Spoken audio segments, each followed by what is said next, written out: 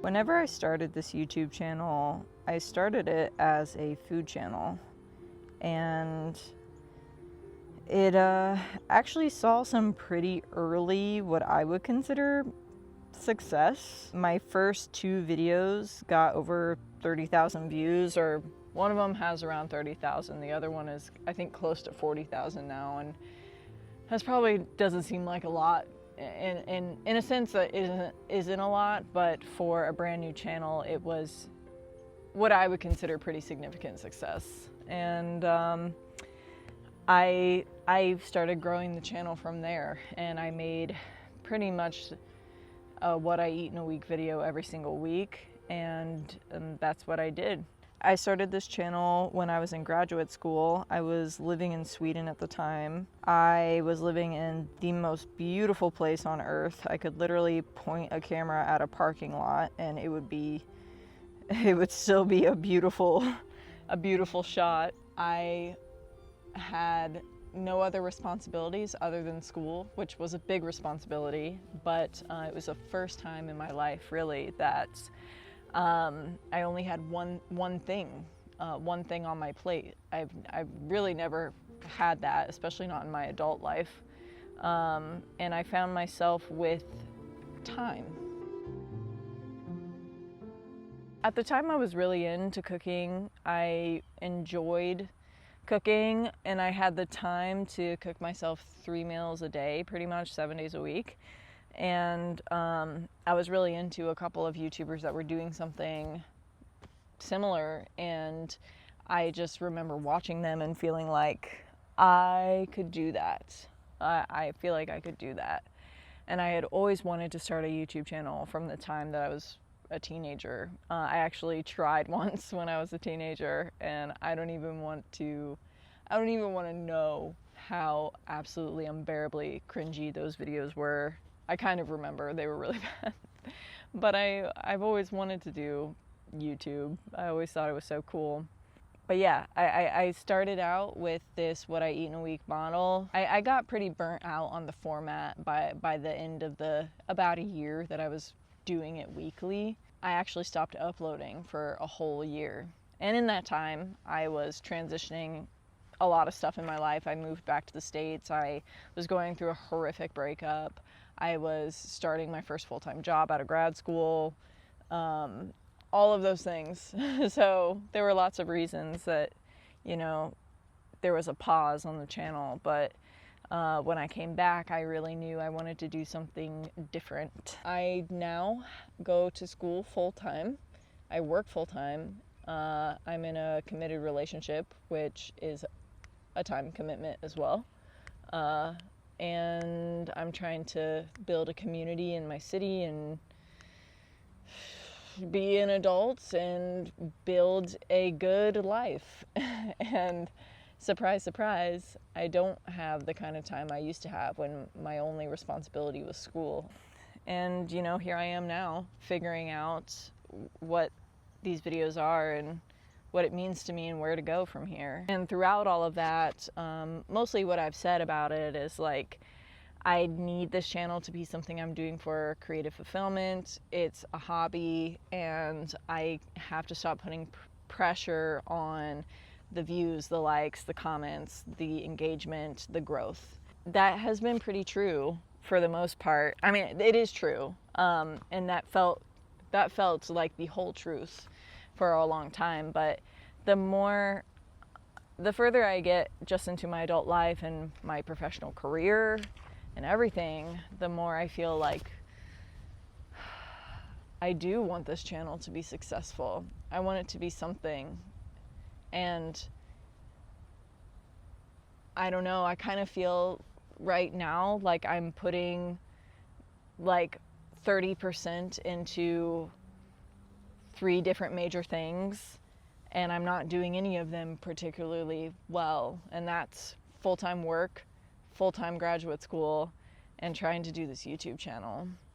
On top of, all the other miscellaneous things in life that bring you responsibilities. I have felt in this kind of tangle of priorities where I feel this pressure to have like this traditional sort of respectable, reasonable career path that brings security mixed with this really, really deep knowing that like I would feel much more satisfied if I could make a living doing something creative. And for me, that creative thing would be YouTube. Am I gonna look back and be like, dang, like what would it have been like if I really put more into that thing that I wanted? So, yeah, I'm trying to figure all that out.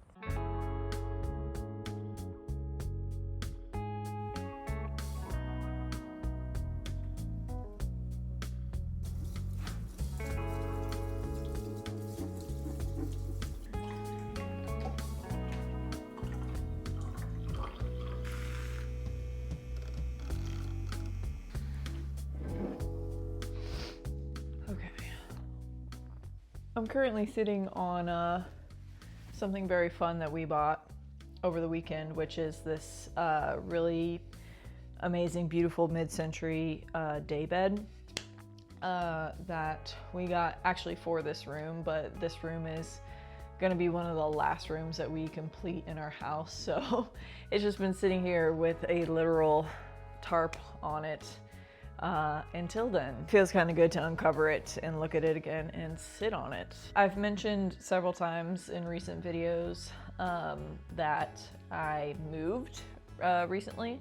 One of the reasons that I moved recently, obviously, is because I am now in a serious, committed relationship with the man that will be my future husband, which is very cool, pretty rad, but also scary, and has been a huge just time of learning in my life, being in probably the first really, really safe and secure relationship I've ever been in. For me, it has been a huge learning curve, honestly, to understand that I am no longer the sole decision maker on a lot of aspects of my life. And when it comes to YouTube, the way that this connects, YouTube and making videos is one of the last places where I feel like I am the sole decision maker of how I want to do things. That feels necessary for me to have. For whatever reason, about me as a person, it just feels necessary for me to have. And I need to continue doing it so I can have that for many other reasons, but a big one is so I can have that feeling. And I know on YouTube there are obviously ways that you can maximize your growth, or you want to be satisfying an audience, and that is important. That will influence your decisions. But like, one of the big things about the direction I've been going with my YouTube channel now is that I don't want to be uploading essentially the same video every week for the sake of the algorithm. And I don't really want to be following every trend just because I know it will be good for viewership, unless it's something that genuinely interests me and calls to me as something I want to do. And that is difficult when you're trying to grow a YouTube channel, because it takes a lot longer to get people to invest in what you're doing. Now I know more than ever that it's important that people come to this channel to watch me. Like, of course, to hopefully get something useful out of what they're seeing, whether it's relatability or some sort of information or just some sort of shared view on something. I think what I feel has to happen now is like, I need to be able to connect with you guys like on a deeper level. And so first and foremost, like, I feel like it's so important that I foster that actual connection with the audience and get people to invest in me as a person. I'm a very self-deprecating person, and I find it hard to believe that people would come back to these videos for me and to hear what I have to say. But that has to be a part of it. I mean, the cinematography and the quality and the actual information or things I'm sharing has to be a part of it too, but there has to be that personal connection there. And that's something I'm trying to navigate as well. I just know that I wasn't very happy making videos that didn't prioritize that side of things. And I guess I can find some confidence in that, knowing that I already have that experience under my belt, and use that as a way to reassure myself that I am hopefully moving in the right direction.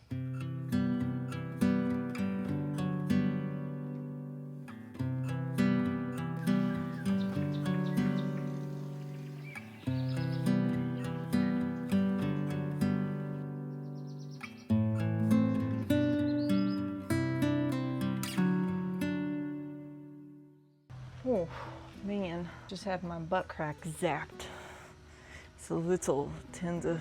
This does not pertain to what I'm talking about in this video at all, but I'm gonna be just repotting some plants out here because it's something I've been needing to do, and it's helpful for me to have something to do with my hands while talking to the camera.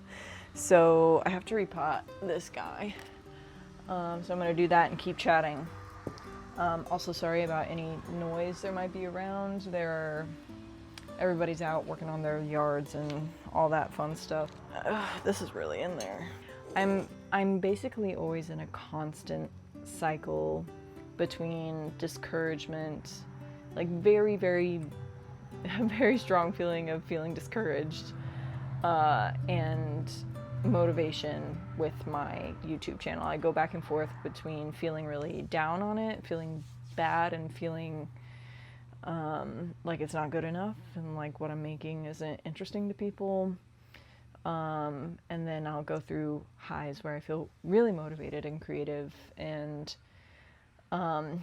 it's gone to the point where those periods of feeling really discouraged just so greatly outweigh the periods of feeling motivated. And I know part of that just comes from everything I've described throughout this video, and the way I've been feeling about the direction I'm going in my life in general and what I really want to be doing with my life. And it's not a good feeling to feel like maybe the path you're taking isn't the right one, or there's something more you could do if only you weren't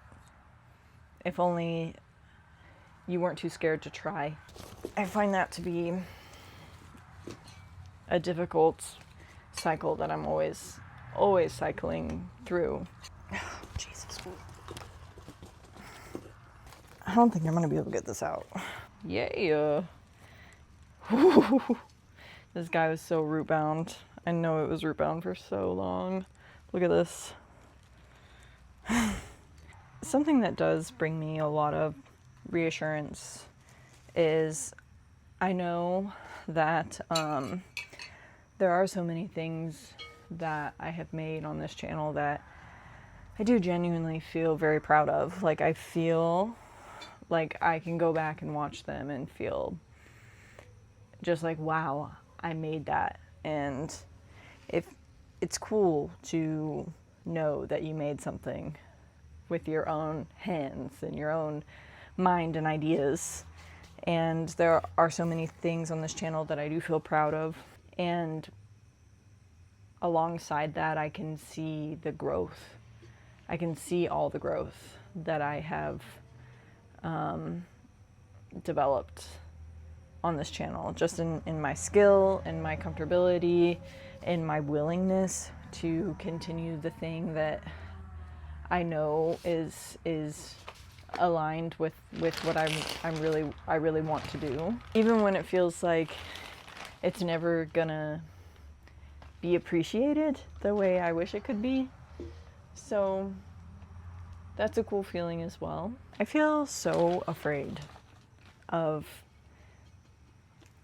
honestly so many things regarding this channel and the way that it fits into my life and the way that it could evolve in my life.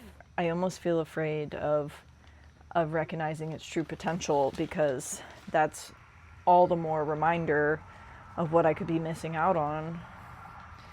And I don't know, I see people that I love on YouTube, and they've really done something right, at least in my eyes, where they make content that is so personable, so relatable, and so real, at least as real as it can be, because any YouTube video is performative to a certain degree.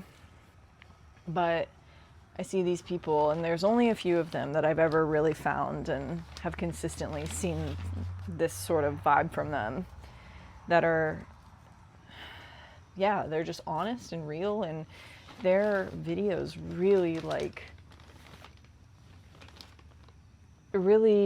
just help me and resonate with so many people. And because it's real, and because it's a representation of somebody who has you know, come on here and been able to genuinely express their talent while helping people. And I don't know, I see those people that I admire and love doing it right, and I'm like, I want to do that. I really want to do that too. I don't know if the answer is just to kind of continue how I have been, uploading when I can, trying to bring things that are good quality, and uploading in a way that is aligned with, you know, what the direction I really want this channel to go in. Continuing to build my editing skills, my videography skills, and all of that. And yeah, just continuing this balance. Or ask myself too, like, what would it look like to go all in? Maybe a little burnout is necessary. Maybe it would be worth it. But I feel afraid of that. And I often feel like I am already so on the edge of burnout, just teetering on the edge of it all the time already. I feel afraid of that as well. I feel afraid of not doing it, and I feel afraid of doing it. I truly do feel that this YouTube channel could be something really amazing, even life-changing. And saying that out loud is also very terrifying, because I'm now putting that out in the world and saying, like, out in the world in the sense of speaking it out loud, like, I believe in something, and there is nothing more disappointing, at least for me, than believing in something and not acting on it. So I don't really know what I mean by all of this, but I think it could mean that you might be seeing me a little bit more often.